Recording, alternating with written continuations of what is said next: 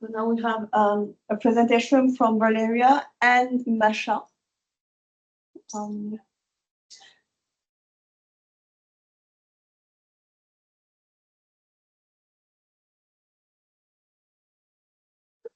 Okay, yeah, I think so. And good afternoon, everybody. My name is Valeria Panyko, and I work for an further education college in London. Croydon College is in a really deprived area, and we got lots of students with all sorts of needs and a very difficult background as well. Our learners are resit learners. I'm a GCSE maths curriculum coordinator at the moment, and my classes have students only who failed in maths previously. So their maths anxiety is even greater than any other students I can say confidently, because they already failed. Maybe not once, maybe not twice, multiple times. So they come in with the thinking and feeling that I'm really not good at maths. And also, none of them chose to do maths. It's a requirement for them to study a subject they don't like. They don't have good experience, and that's why they are really disadvantaged when they come to the maths classroom. And when they enter the exam, they are really anxious.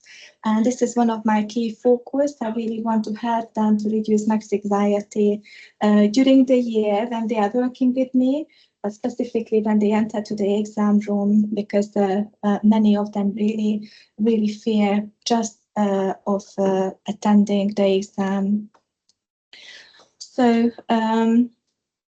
I just have a couple of points what I like to highlight, that students need to feel understood, supported, valued, and they need to feel safe.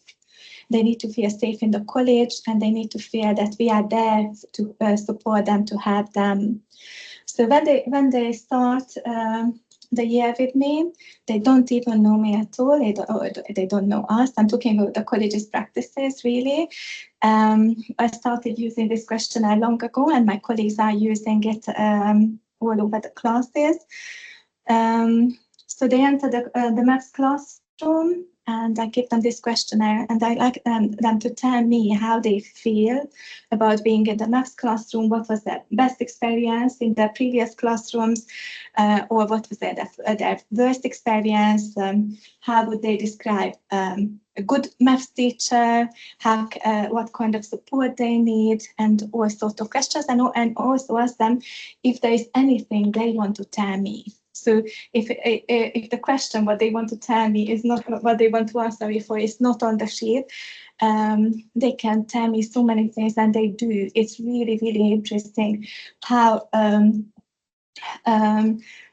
much they really want to give me all sorts of information about their previous experiences.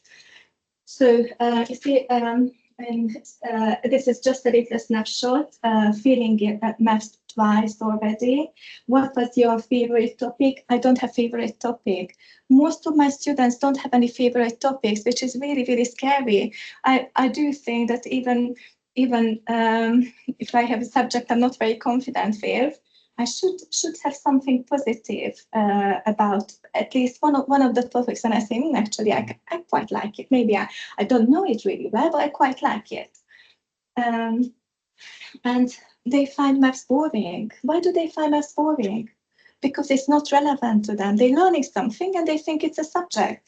I need to be good at maths because I just need to pass to be able to progress to my next level, or this is how I can move on to the vocational course I want, or I need to go to university and I have to have maths and all this. So they don't see the relevance of maths to their profession, to their own lives. And I think that's one of the main problems. And you see, this question is asking, what was your worst experience in your primary school? And we are talking about 16 to 18 years old students. And they're saying that being told I'm dumb. I did talk about this with the learner. She was in year 2, when a supply teacher told her that she is dumb.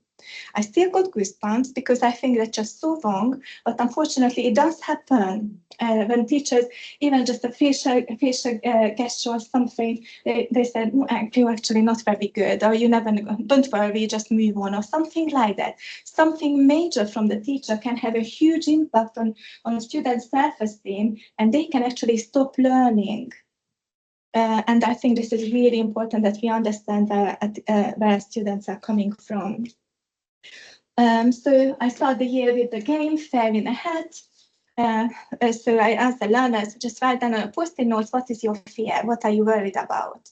And then I collect the papers like she was did yesterday. And I have to be very careful. I'm not asking the students to pick any, because students can write very serious things on the papers you don't want to share with others.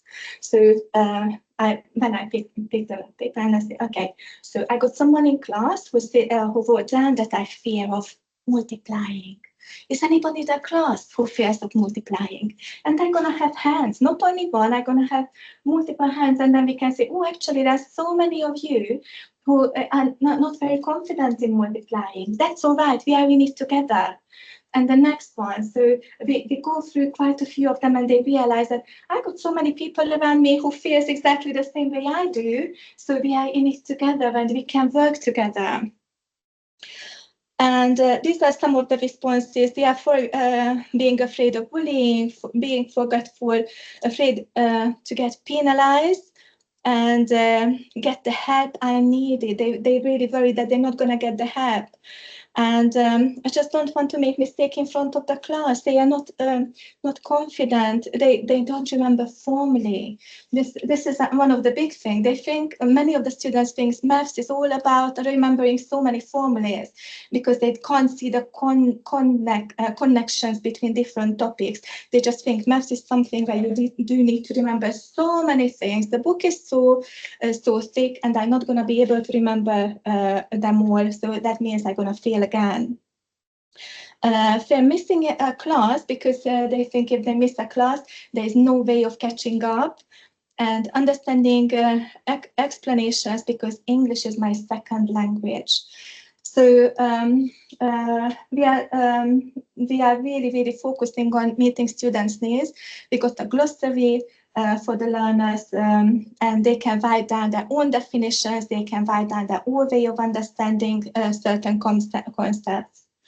So this is one of my starter activities. We're going to talk about ratios, and I actually don't tell the learners that we're going to learn ratios. Just I give them a piece of paper and markers. I say, okay, 2 minutes.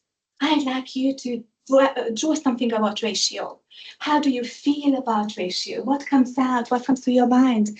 And this is what they come up with. So you see, from this diagram, 2 minutes activity, and I do time this 2 minutes. So you see there's some serious artwork here, and they can tell me, and I just look at the drawings, and I can see that actually you have serious problem about the ratio. No, I don't say that problem. I don't see anything. I just say thank you so much. Thank you so much for sharing your feelings with me. But now I know how to approach these learners and how to ask them questions. So what I have is a little learning journal, and that's the board. So I say we are in it together, and if you are going to the same direction, we are helping each other. You are going to get there. And this is two sheets only, and it's your gut feeling exercise. So you don't have to worry about too much about anything else, but the things you don't know. Make sure that you keep a list of that and write it in your way. So, for example, simplifying algebra, just put the 1, where there is 4 to the power of 1. 4 is actually 4 to the power of 1, so they can work with indices. And they can write their own language, however they want, just make sure that they remember. Or going down to the vocational classes, take pictures of what they do in an art class, in fashion, in motor vehicle, and bring that back, or go there and just talk about it. They're actually using so much. How do you use maths there? And they can tell me, or with a little bit of help. Sometimes they don't realize it. Message is a really good way of communicating. They send me messages, I answer them. Also, when we create something, I ask them to write to their peers advice how to avoid making mistakes. So I empowering them. They say, "Oh, actually, I can now help the learners, my peers, to get the answers right." We are making target posters, and we got articles on the college's website. So they are being valued. They are being highlighted that you did so well. We did actually very well. We won the FE Maths Challenge, regional Maths Challenge with my learners.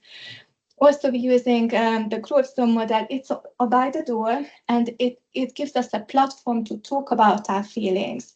So whenever they come to the room, they tell me, "Miss, I'm here," or "Miss, I'm here today," and then I know how to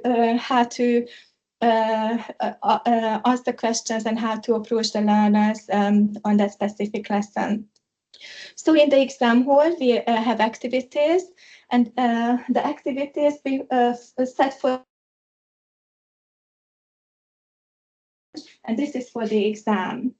So this is actually a picture of our exam room, and it just looks really scary when it's in the exam layout. But before the exam, we do go there, and it makes them feel that actually it's an environment where we can have fun. And we actually had so much fun because we had the pie day where we measured the pie itself, and they remembered certain digits, and I asked them to write me an English question with the digits of pi, and they an English sentence, and they come up with all sorts of wonderful sentences. And you see, is it 3.141 and so on. So we have the digits of pi, and just give me an English sentence, and they work together in a group, and they are having so much fun. And it's so important to smile, to enjoy, and this is how they're gonna remember. Even if they just remember 3.14, that's enough. Can I have? Did I miss? And then they will have the connection there. And when we went to the exam hall, we asked, and I asked Marsha to help me to set up the questions for the learners. We had merged classes there, 5 groups in 2 different sessions. For the initial questionnaire, we had 97 responses, and at the end we had 73. 48 students responded the same questions at the beginning of the session and the end of the session, and this is the outcome. Before the exam revision, this is the trend line. Students were not very confident or comfortable in being in the exam hall, and we can see the trend significantly increased after the exam. Not exam, sorry. No, after the intervention activity in the exam hall. Little data there, so the increase is significant. And the next question is, how confident are you about tackling something on math question independently? And you see, although they were working in groups, in small groups, their confidence increased just during that one little session, 90 minutes only, but they felt more comfortable that they can actually tackle the questions independently because it's safe, they felt safe. And contribute to group discussion, which is also very important, because if I'm not confident, I should be able to ask somebody, and I should be able to brave enough to ask somebody to help me. And the feedback at the end, it was great. It helped their confidence. It was very enjoyable, and all positive. The only negative feedback was really that they want to have more of these activities. And we are planning to think about and listening to our learners all the time and bringing them more to the exam hall for different activities. And it will have skills to improve, and we do consider it as a very, very successful activity. And I think. Thank you, Valeria. Thank you very much. Any questions for Valeria? actually going to participate in the Mastering Maths research, and this is again focusing on paperless work. We will use a lot of mini whiteboard activities and that students are confident in working small groups and build on their cognitive conflict, really, that they need to find the answers, but we are there to support them. Thank you very much.